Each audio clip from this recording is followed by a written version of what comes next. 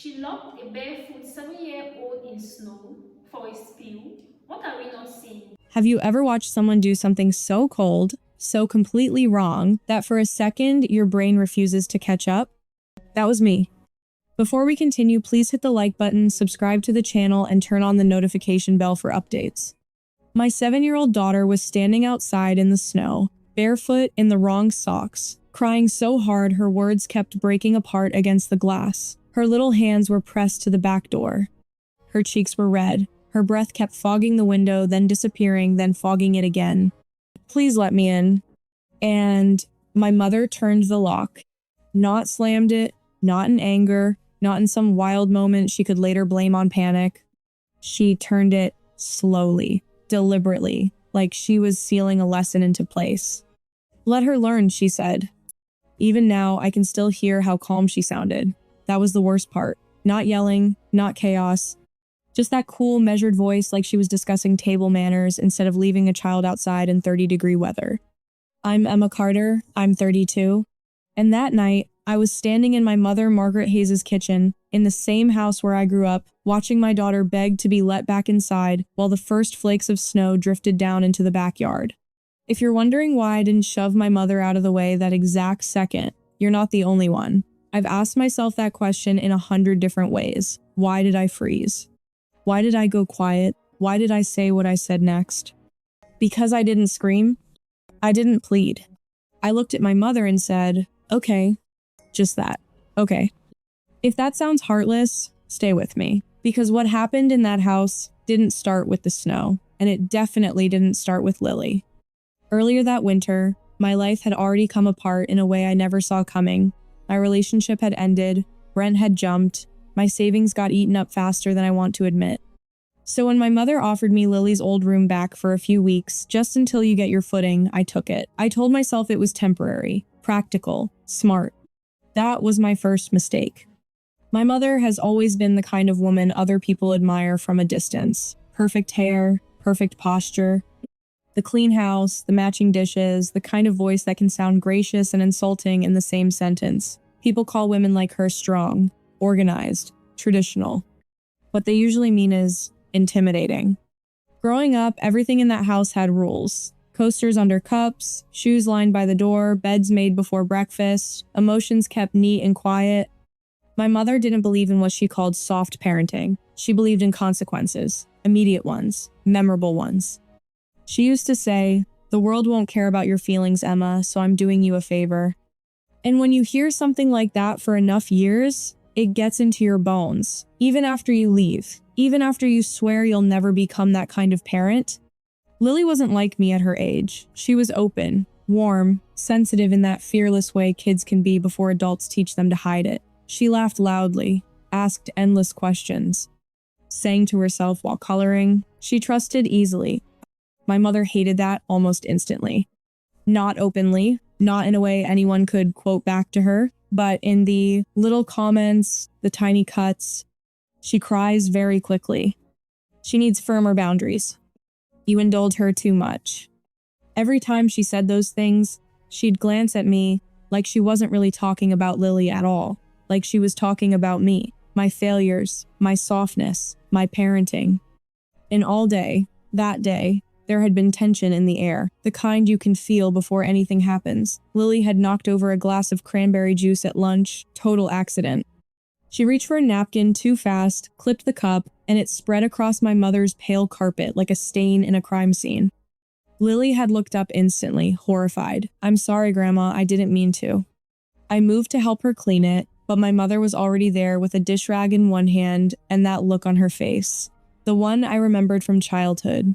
Controlled, tight. Dangerous because it never needed volume.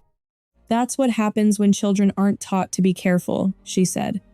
I remember Lily going quiet after that. Not sulking, not bratty, just smaller. The rest of the afternoon felt off, too quiet. My mother was polite in that icy way that makes every room feel colder. Lily stayed close to me. I kept telling myself we just had to get through dinner. Through one more night. Through one more week maybe. Then I'd figure something else out. But by early evening, the storm warning that had been mentioned on the local news started becoming real. The sky went that hard gray blue. The air outside sharpened. Wind rattled the old fence in the backyard. And then Lily did something else. Small, childish, forgettable, honestly. She tracked damp leaves in through the mudroom after going out to grab the scarf she'd left on the patio chair. That was it. That was apparently enough. 1 minute I was rinsing plates at the sink. The next I heard Lily cry out from the back step, heard the door shut, and turned just in time to see my mother's hand on the deadbolt. Click. I stared at her. She stared right back. Outside, Lily spun toward the glass, confused at first, then scared. Grandma? My mother didn't blink. She can stand there for 5 minutes and think about listening. 5 minutes. That's what she said at first. But the snow had already begun to fall. And when Lily started crying, when she wrapped her arms around herself and knocked harder, when I said my mother's name in a voice I barely recognized as my own, she only gave me one of those thin, disgusted looks and said the words that pulled something old and buried straight to the surface. Don't start. This is why she doesn't respect you. That was the moment everything changed. Not because Lily was outside. Not even because it was snowing. Because in one sentence, my mother reminded me exactly who she had always been. And exactly what she thought I still was. So I reached into my pocket, pulled out my phone, and said very quietly, okay. Then I unlocked the screen, looked her dead in the eye, and started to dial. You want to know something terrifying? The worst moments are not always loud. Sometimes they happen in total silence except for a child crying on the other side of a locked door. My thumb hovered over the screen while Lily's fists tapped against the glass again. Not hard this time, weaker, confused. She still thought this could be fixed with one more please. That was the part that nearly broke me right there. She hadn't crossed into panic yet. She still believed the adults inside loved her more than whatever lesson they were trying to teach.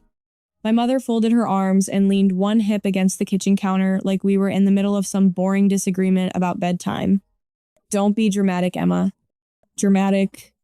Lily was 7 years old. The temperature was dropping. Snow was gathering in tiny white flecks on the cement step behind her, and somehow I was the one being dramatic.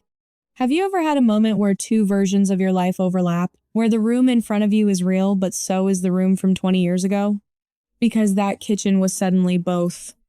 I was 32, holding a phone, watching my daughter shiver, and I was also 9 years old again, standing in that same house in wet socks because I'd forgotten my key after school. I remembered knocking, waiting, seeing the curtain twitch. Knowing my mother was home and choosing not to open the door right away because I needed to learn responsibility. Back then, I told myself all kids probably went through things like that. That maybe this was just what discipline looked like in stricter homes. No bruises, no screaming, nothing dramatic enough to point to. Just coldness, delays, isolation, punishments carefully designed to make you feel small and grateful when they were over. Margaret believed discomfort was educational. That belief had shaped my entire childhood. And now it was standing 3 feet from me in a cashmere sweater, pretending she was helping raise my daughter. She spilled juice this afternoon, tracked dirt through the mudroom, and talked back when I told her to stop fidgeting, my mother said, as if she were presenting evidence in court. This didn't come out of nowhere. I actually laughed once, under my breath, not because it was funny, because it was unbelievable. She's 7. She's manipulative, my mother replied. Outside, Lily shook her head quickly through tears. Mommy. That did it. Not enough to make me explode. Somehow, not that, but enough to make everything inside me go very still. Lily wasn't manipulative. She was sensitive. There's a difference, and people like my mother either never learn it or refuse to. The truth is, the whole day had been a slow march toward this. After the juice spill, Lily had become careful in that heartbreaking way kids do when they sense one adult in the room has decided they are a problem. She asked permission before touching anything. She whispered instead of talking. At one point, she sat cross-legged on the rug with her coloring book and looked up at me to ask, "Am I being good now?" That question had hit me like a slap. Am I being good now? 7-year-olds aren't supposed to sound like they're negotiating emotional parole. I should have packed a bag then. I know that. I should have taken Lily and left before dinner, before dark, before the weather turned. But when you grow up around someone like Margaret, leaving is never simple. She can make you feel foolish for reacting, overly sensitive, immature. She can make you doubt the plain evidence of your own eyes. So I stayed, and staying gave her one more chance. Now here we were, I looked back at Lily. Her cheeks were wet, her hair was collecting snow. She kept shifting her weight from one foot to the other on the cold stone, and I realized with a jolt that she hadn't grabbed her coat when my mother pushed her out. She only had on leggings, a long-sleeve shirt, and those thin, glittery socks she liked because they made her run faster. My stomach turned over. "How long were you planning to leave her there?" I asked. My mother shrugged. "Until she understands." Understands what? That adults can humiliate you if they feel like it? That love can disappear the second you inconvenience someone? That safety is conditional? I didn't say any of that out loud. Not yet. I needed to stay clear, focused. My phone was still in my hand, screen open, emergency call ready. My mother noticed and her expression sharpened. "You're not seriously going to embarrass this family over a timeout?" A timeout. That word landed so wrong, I almost looked around to see if someone else had said it. Because a timeout ends in a hallway corner, on a step, in a bedroom, not outside in freezing weather while a child begs to come in. Lily knocked again, then pressed both palms flat to the glass. "Mommy, I'm cold." 3 seconds. That's all it took. 3 seconds for my body to flood with something hot and ancient and absolute. Fear, yes. But under that, something stronger. Recognition. My mother wasn't losing control. She was in control. This wasn't an accident. This wasn't one bad decision in a stressful moment. This was a belief system, a method. And if I let her wriggle out of it with excuses, she would do what she had always done, rewrite the story until she became the reasonable one and everyone else looked hysterical. No, not this time. I hit the call button. The line started ringing. For the first time that night, my mother's face changed. Not much, just enough. "What are you doing?" she asked. I didn't answer her right away. I listened to one ring, then two. And when the dispatcher finally picked up, I turned slightly away from my mother, kept my eyes on Lily through the glass, and said the words that made the room feel different instantly. "Hi, I need someone here right now. My mother locked my 7-year-old daughter outside and it's snowing." Behind me, I heard my mother take one sharp step forward. Then she said my name in a voice I hadn't heard in years. Not calm anymore. A warning. And that's when I knew she understood exactly what I was doing. "You're overreacting." That's what my mother said. Not stop, not open the door, not even Lily's name. Overreacting. Have you ever noticed how quickly people reach for that word when they're about to lose control of a situation? Behind me, the dispatcher's voice was steady, professional, asking questions, address, condition of the child, how long she'd been outside. I answered calmly, clearly, like I was reporting something that had already happened instead of something still unfolding right in front of me. Because that's exactly what this was now. Documented. Real. No longer something my mother could twist later. "Emma," she said again, sharper this time. "Hang up the phone." I didn't. Outside, Lily's knocking had slowed. That detail cut deeper than anything else. Kids don't stop knocking because they're okay. They stop because they're getting tired. "I'm cold," she whispered, her forehead resting against the glass now. Something in my chest tightened hard enough to hurt. I took a step toward the back door, and my mother moved faster than I expected. She stepped directly in front of it. Not aggressive, not wild, just positioned. Like a wall that had always been there. "You're not undoing this," she said quietly. There it was, the truth underneath everything. This wasn't about Lily learning. This was about my mother not being challenged. I ended the call only after confirming help was on the way. My phone stayed in my hand. "Move," I said. "No." One word. Flat. Absolute. For a second, neither of us moved. The kitchen felt smaller, tighter, like the air itself had thickened. The only sound was the faint wind outside and Lily's uneven breathing through the glass.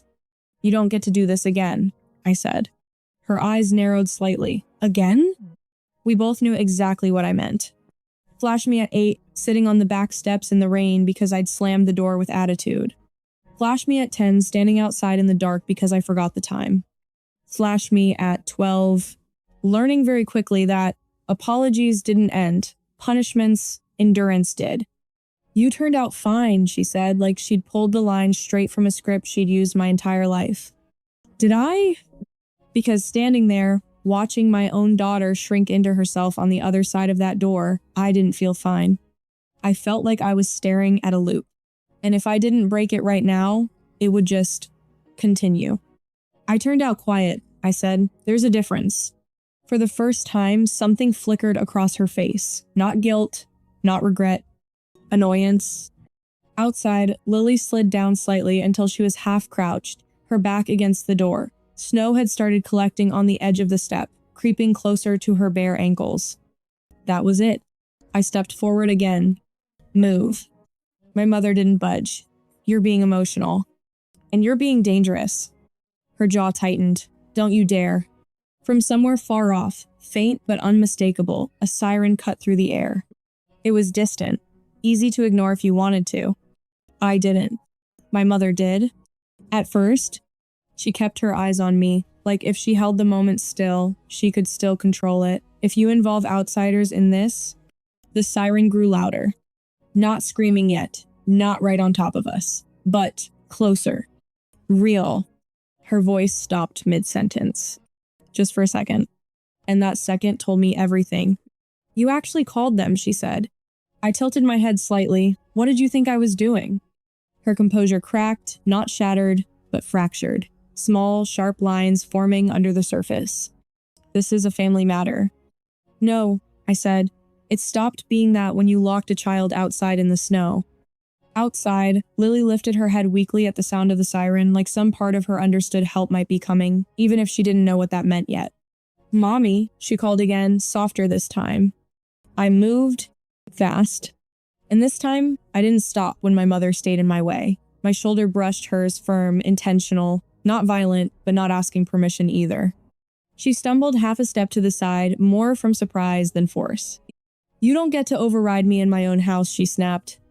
I reached for the lock. "You already lost that right," I said, my hand closing around it. But before I could turn it, a loud, sharp knock echoed from the front door. Not hesitant, not polite, authoritative. Both of us froze. The knock came again, harder this time. "Police, open the door!" The sound seemed to split the entire moment in two, before and after. I slowly turned my head toward my mother. And for the first time that night, she didn't look in control. The knock didn't stop. It escalated. "Police, open the door now." Each hit against the front door echoed through the house like something breaking, not wood, not glass, control. For a split second, everything stood still. My hand was still on the back door lock. Lily was still outside, small and shaking. And my mother, Margaret Hayes, the woman who controlled every room she walked into, was suddenly calculating. You could actually see it happening behind her eyes. Options. Explanations. Damage control. "I'll handle this," she said quickly, smoothing her sweater like presentation still mattered. That almost made me laugh. Handle it? Like this was a neighbor complaining about noise? "No," I said. I turned the back door lock. Finally, click. The sound was quiet, but it carried more weight than anything else that night. I pulled the door open, and the cold hit instantly, sharp and biting, flooding the kitchen in a rush of winter air. "Lily, come here, baby." She didn't run. That's what people don't tell you about moments like this. Kids don't always run. She stumbled. Slow, stiff, disoriented, like her body wasn't fully responding anymore. Her fingers were curled in toward her palms, and when I reached her, her skin felt terrifyingly cold. "I'm sorry," she whispered automatically, before I even said anything. That sentence will stay with me longer than anything else. Not, "I'm cold." Not, "I was scared." "I'm sorry." I dropped to my knees and wrapped my arms around her, pulling her inside, shutting the door behind us with my foot. Her body shook against mine in small, rapid tremors. "You did nothing wrong," I said firmly, right into her hair. "Nothing. Do you hear me?" She nodded, but weakly, not fully convinced yet. Behind us, the pounding at the front door again. My mother exhaled sharply, already moving toward the hallway. "You've made your point," she muttered. "Now let me fix this." Fix. That word again. Like this was about perception, not reality. I stood up, lifting Lily into my arms despite the awkward angle, holding her close. She clung to me immediately, her cold fingers gripping my shirt. "No," I said again. This time, I walked past my mother, straight to the front door, and I opened it. Two police officers stood on the porch, shoulders squared, expressions already set in that neutral alert way. Behind them, a paramedic hovered near the walkway, glancing toward the backyard like he already knew where this was going. "I'm the one who called," I said. One officer nodded once, quick, focused. His eyes dropped immediately to Lily in my arms. "How long was she outside?" The question hit harder than I expected, because now it wasn't just happening. Now it was being measured. "About 20 minutes, I said. Saying it out loud made it worse. The officer's jaw tightened slightly. Not dramatic, just enough. "We need to get her warm," the paramedic said, already stepping forward. I let him guide us toward the living room where he began wrapping Lily in a thick thermal blanket from his kit. She winced slightly as the warmth started to hit her skin again. Behind me, the second officer stepped inside. "Ma'am," he said, addressing my mother, "we need to talk about what happened here." Margaret drew herself up instantly, posture perfect, voice composed again, but thinner now, tighter. "This is being blown out of proportion," she said. "She was outside for a few minutes. It was a disciplinary measure." The officer didn't react the way she expected. Didn't soften. Didn't negotiate. He just looked at her, then glanced toward the back door. Then back at her. "In this weather," he said evenly, "that's not a timeout. That's a safety concern." The words landed clean, undeniable. For the first time, my mother didn't immediately respond. In the living room, Lily's shaking had started to slow, but she stayed pressed tightly against me, like letting go wasn't an option anymore. "Mommy," she murmured. "I'm right here," I said. "Always should have been." The paramedic checked her hands, her temperature, asked her a few gentle questions. She answered quietly, eyes flicking to me for reassurance after every one. Behind us, the conversation at the doorway shifted. Tone changed. Less discussion. More direction. "Ma'am, we're going to need a full account of what happened. And we may need to involve child services depending on—" "What?" my mother snapped, finally losing that last thread of control. "Over this?" "Yes. Over this.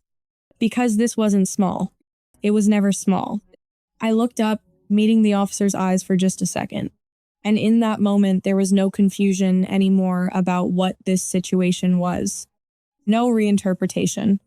No rewriting. Just facts. Cold, clear, real.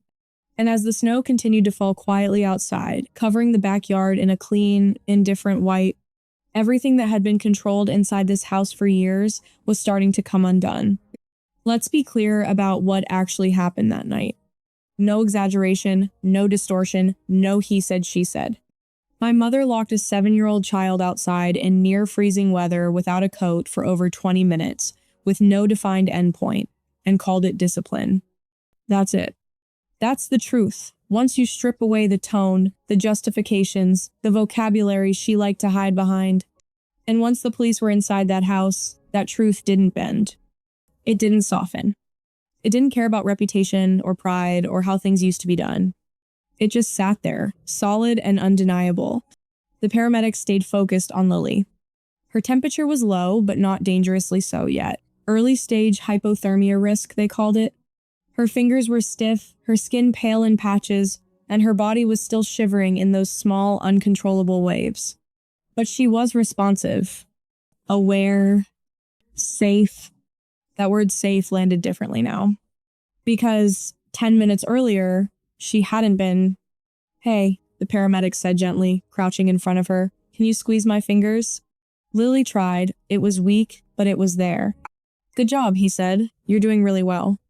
She looked up at me immediately after, searching my face. Not for praise. For confirmation. I nodded. "You're okay." Then she asked the question. The one that cut deeper than anything else that night. "Am I in trouble?" There it was. The full weight of everything she'd just experienced condensed into one sentence. Not fear of the cold. Not confusion about what happened. Just that. Am I in trouble? I felt something shift inside me, something final. "No," I said, steady and clear. "You did nothing wrong. None of this was your fault." I didn't soften it. I didn't hedge it. I needed her to hear it exactly like that. Across the room, my mother let out a sharp, disbelieving breath. Oh, for Emma, don't start filling her head with... Stop, I said. I didn't raise my voice. I didn't need to. Both officers looked at her immediately. And for the first time in my life, she stopped talking. From there, things moved quickly. Not chaotically. Not dramatically. Just inevitably. One officer stepped outside to take notes and confirm details from dispatch. The other stayed inside with my mother, asking structured, direct questions. How long was she outside? Were you aware of the weather conditions? Did the child have appropriate clothing? Each answer my mother gave sounded thinner than the last. It wasn't that long. I was monitoring the situation. She needed to learn. That last one lingered in the air. The officer didn't argue. He just wrote it down. Because sometimes the most damaging thing you can do is let someone fully state their reasoning out loud. Within 30 minutes, the next step was already in motion. A formal report was filed. Child Protective Services were notified. Not as a maybe. Not as a warning. As a requirement. That's how situations like this work when they cross a certain line, and this one had. My mother tried to pivot. Of course she did. This is a misunderstanding. This is being taken out of context. You're ruining this family over nothing. That last one was directed at me. It didn't land. Not anymore. Because the version of me that would have absorbed that, questioned it, internalized it, maybe even apologized for it, was the version of me who grew up in that house. And she wasn't standing there anymore. The legal outcome was straightforward. My mother wasn't arrested that night, but she was formally cited for child endangerment. If you think that was the worst part, you missed something. Watch again closely.